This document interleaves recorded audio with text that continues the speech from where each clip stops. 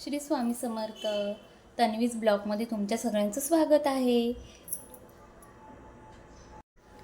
आज आपण आपल्या किचनमध्ये कुर्ल्या म्हणजेच खेकड्यांचा रस्सा करणार आहोत. तर रेसिपीला सुरुवात करूया. इथे मी अशा 7 ते 8 गावठी कुर्ल्या आहेत, ह्या गावावरून पाठवलेल्या आहेत. इथे मी कुर्ल्या छान स्वच्छ अशा धुवून घेतलेल्या आहेत. बघा किती छान भरलेले आहेत लाखेने. त्याचे डेंगे आणि बारीक डेंगे मी वेगवेगळे करून घेतले आहेत. आता आपण हे बारीक डेंगे मिक्सरला लावून घेऊया.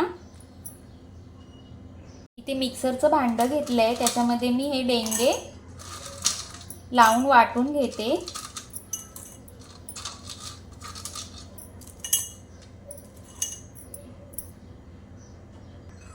आपण डेंगे वाटून घेतलेत, हे पहा. आता हे गाळून घेऊया आपण याचं पाणी.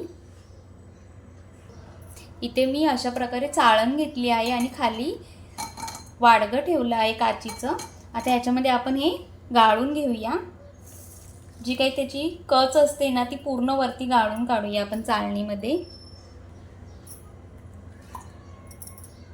ही पहा किती कच आहे आतमध्ये. आता याचं पाणी आपण गाळून घेऊया.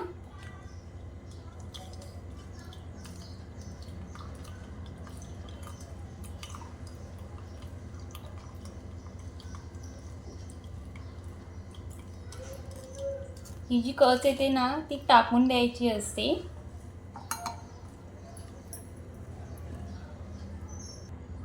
हे बघा किती चोथा आपला वरती राहिला आहे. आता हा टाकून द्यायचा आणि हे गाळून घेतलेलं पाणी. चला तर मग फोडणीसाठी मी लसूण पाकळी घेतली आहे.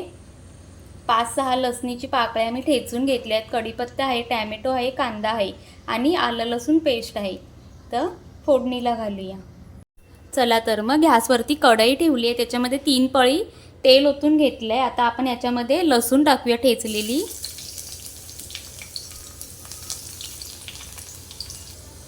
थोडासा कढीपत्ता टाकूया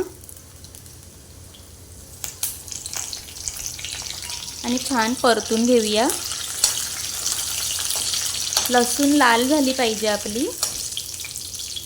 आता आपण याच्यामध्ये कांदा घालून घेऊया बारीक चिरलेला आणि टॅमॅटो घालून घेऊया.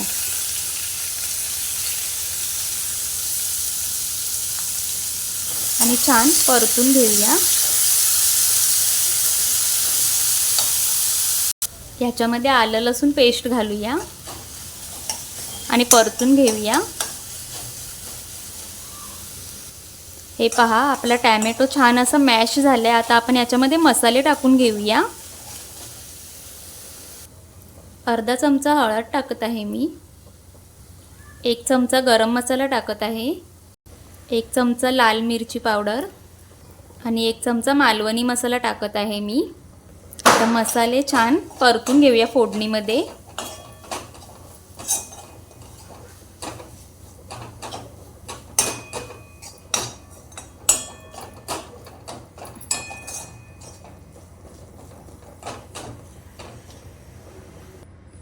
हे पहा आपली फोडणी छान अशी परतली गेली आहे. खूप छान असा कलर आलेला आहे. आता आपण याच्यामध्ये कुर्ल्या ओतून घेऊया.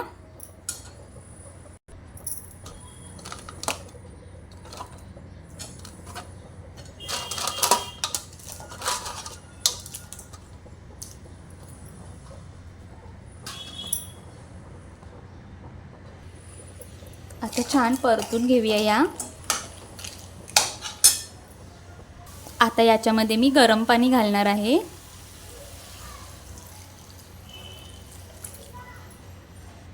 आणि छान असं एकत्र करून घेऊया सगळं. चला तर मग आपण आता हे जे डेंग्यांचं वाटून घेतलेलं पाणी होतं ते याच्यामध्ये ओतून घेऊया.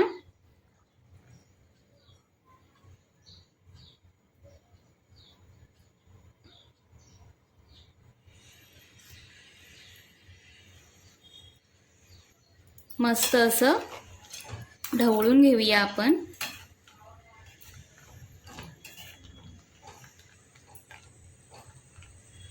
आता आता इथे मी कांद्या खोबऱ्याचं वाटण घेतलंय, ते घालून घेऊया आपण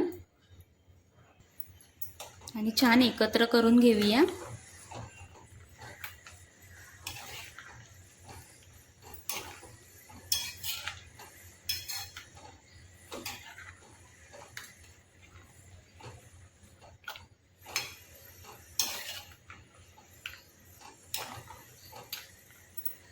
आता याच्यामध्ये मी कोकम घालून घेणार आहे.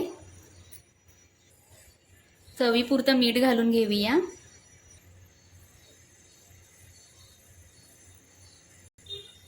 एकत्र ढवळून घेऊया आपण.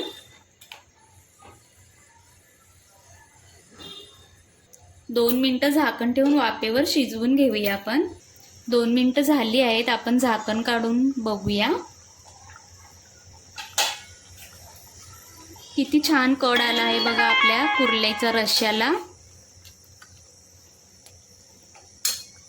आता इथे मी 1 चमचा बेसनचं पीठ घेतलंय, त्याची अशी पेस्ट बनवली आहे आणि ती आपण आता याच्यामध्ये घालून घेऊया.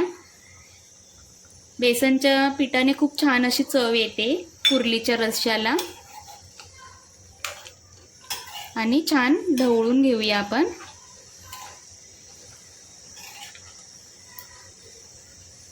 परत झाकण ठेवून 2 मिनिटं वाफवून घेऊया आपण. चला तर मग तयार आहे आपला कुर्ल्याचा रस्सा.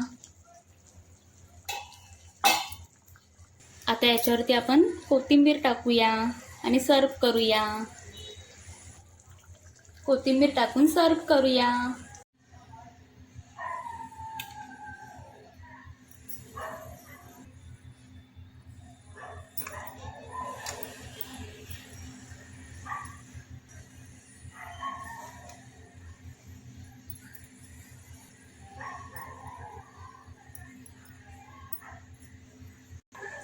चला तर मग तयार आहे खेकड्यांचा रस्सा.